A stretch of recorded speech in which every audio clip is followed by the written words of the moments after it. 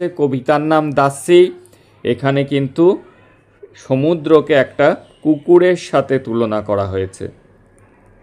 তাহলে আমরা এখানে দেখব যে question he in the poem refers to. He বলতে এই কবিতাকে কাকে বোঝানো হয়েছে?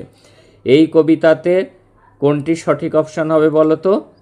সঠিক অপশান হবে the sea imagined as dog. এখানে হি বলতে একটি সমুদ্রকে বোঝানো হয়েছে যাকে একটি কুকুর হিসাবে ইমাজিন করা মানে কল্পনা করা হয়েছে। পরের কোশ্চেন দেখব, the moon rocks in the. এই যে রক্স আন্দোলিত হচ্ছে চাঁদটা কোথায়? আমরা কবিতার লাইনে পড়েছি স্টর্মি ক্লাউড অর্থাৎ মেঘের মধ্যে। পরের question, the sea dog howls and hollows. Sea dog গর্জন করছে, কখন গর্জন করছে? ওখানে কোশ্চেনে আমরা পড়ে নিয়েছি অ্যাট নাইট, রাত্রিরে সে গর্জন করছে। এবার একটি কোশ্চেন আমরা দেখে নেব। কোশ্চেনটি কি আছে? Where does the sea dog shake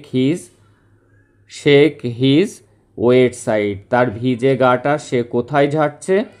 তাহলে আমরা প্রশ্ন ধরে লিখব দ্য